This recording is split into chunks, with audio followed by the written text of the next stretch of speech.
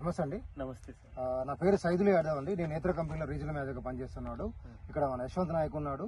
అతను కృష్ణా డిస్టిక్ పల్నాడు కొంచెము sales and marketing చూసుకుంటారు. మీ పేరేం పేరండి? నా పేరు తిరుపతిరావు సార్. తిరుపతిరావు. ఏ ఊరండి? మొక్కపేట సార్. మొక్కపేట జిల్లా కృష్ణ ఎన్టీఆర్ కృష్ణా డిస్ట్రిక్ట్. ఓకే, ఇప్పుడు మీరు ఏమేశారండి? సానా వేసినాం సార్. నేత్ర కంపెనీ సానా వేశారు. ఎంత వేశారు? ఎకరం వేసినాం సార్. ఎకరం వేశారు. ఓకే, ఎన్ని రోజులు వేసి? వేసి దాదాపు ఇప్పుడు 4వ నెల సార్. 4వ నెల. ఓకే, దాదాపు 80-90 రోజులు కావస్తుంది సార్. మీరు పక్కన తోటలో వాడికంటే ముందేసారా వెనకేసారా? వెనకేసినాం సార్. వెనకేసారు. ఎట్లా ఉందంటే నేత్ర కంపెనీ సహానా? బానే ఉంది సార్. అంటే బానే ఉందంటే కాపు చిక్కటి కాపు వైరస్ తట్టుకోవటం, చుట్టుపక్కల మొత్తం పత్తి చేలు ఉన్నా ముందు గట్టిగా ఉంది సార్ మొక్క. ఓకే, వైరస్ అనేది ఏది లేదు సార్. కాపు చిక్కదనం, కాయ కలర్ అండి? కలర్ కూడా బాగుంది సార్. ఒకసారి చూపించండి ఇట్లా. కలర్ కూడా బాగుంది సార్. కాయ మచ్చ ఏమన్నా ఉందా? లేదు సార్. ఎందుకంటే మన వర్షాలు పడ్డాయి కదా.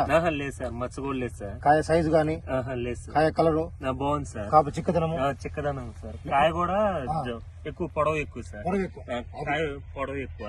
అదే గమనించాల్సింది.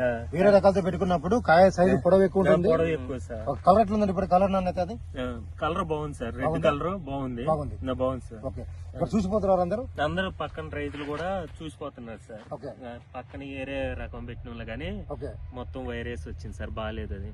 మనది సహనా బాగుంది సార్. నేర్చుకుంది రైతులు కూడా నెక్స్ట్ ఇయర్ ఇదే చేద్దామని అనుకుంటున్నారు.